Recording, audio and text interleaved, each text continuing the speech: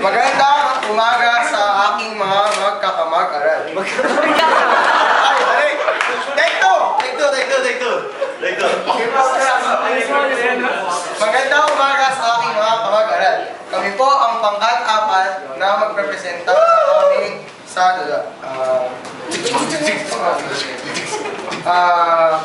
Isadula ang sapula sa puti sa maayos, disiplinado at kaaliw-aliw na paraan. Ako po ang narrator. Si Bennett po ay si Colas. Si Celine po ay si Roger. Ang manok po ni Colas ay si Adrian. Si Timothy po, si Ebang. Si Kyle Bong po, si Pastor. Yung dalawang yun, sila po yung manok. Si John Maglalang, si manok may sisiw. Pwede na po simulan. Hinihimas po ni Colas ang kanyang manok at sisiling naman po ay nakakailan sa tapat ng kanilang tahanan. Nang kinamusta ni Colas si Celine,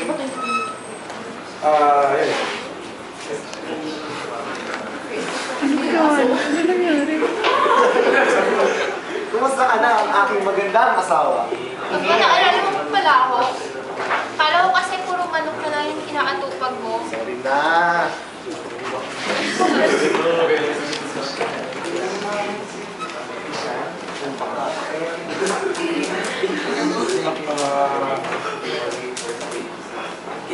Nag-usap sila tungkol sa pagsusugal ni Colas. Advance, kanina naman ang 5 piso. Bakit? No. Kailangan ko po.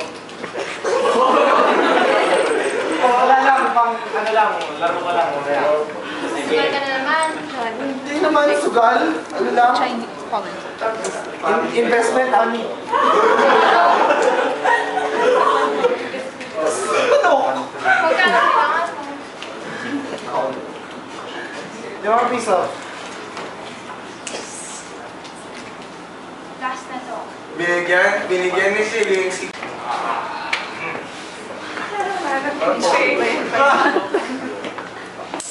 Oh! Yan lang? Oh!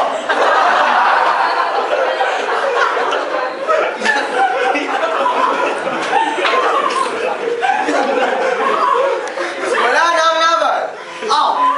Manok! Binibili kita! Hindi! Binibili kita! Tara!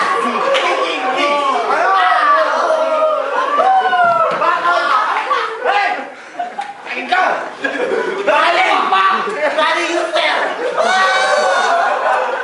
Atake ka sa akin!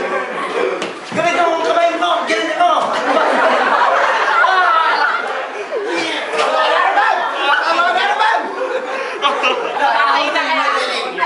Balik tayo! Natalo si Colas at umuwi siya sa kanilang tahanan para nagmumakapangan. Investment. Nasagasaan yung manok. Ano? Nasagasaan. Kaya hindi nakalaban. Nawala yung 5 piso ko, naulog. Ano? Sinayang mo na naman yung pera natin. Hindi. Sabi nga, naulog. Ang ano mo, burarak mo? Sabi ni Colas sa kanyang sarili na hindi na siya magsusugal kailanman. Ayoko na, parating na lang natatalo. Bigla na naman ako nasasakay. Nasasagasaan. Dumating po ang kanyang kaibigan na nagngangalang Pastor. Hoy, pare, kumusta ka? Oh, sugal ulit tayo, isa pa. Ayoko na. Tinalo mo ko kanina, sira ulo kayo.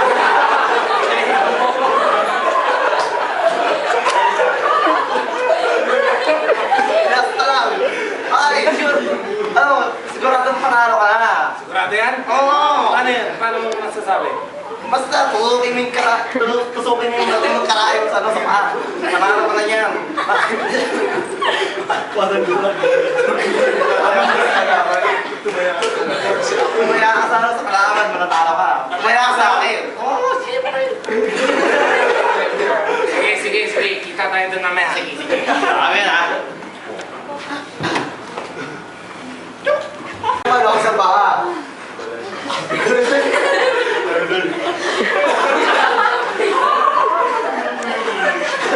Pagkatapos nito, kinausap ni Nicolas ang kanyang asawang si Celine upang humingi ng 20 pesos.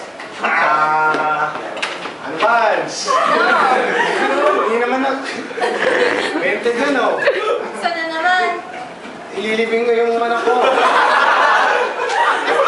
Pagdating mo sa manok kaysa sa investment mo. Hindi, kasi malapit ko ng manok na to sa puso ko. Hindi, pero ikaw pa rin number 1. Sige na. Kita ka huli na tong... Muli ulit tinawag ni Celine ang kanilang kasambahay na si Tebang upang tumaya sa kalaban. Teban pala. Ang manhin. Teban! Parang wala pa yun. Punta ka ulit sa sabungan para tumaya.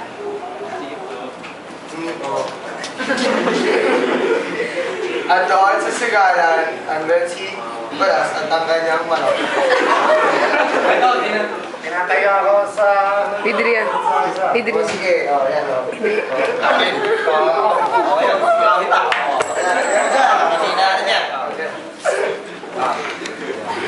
Okay na ako. Bago pa ako.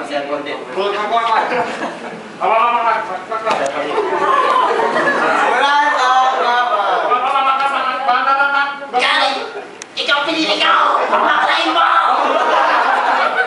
Gary! Gary! Bakla!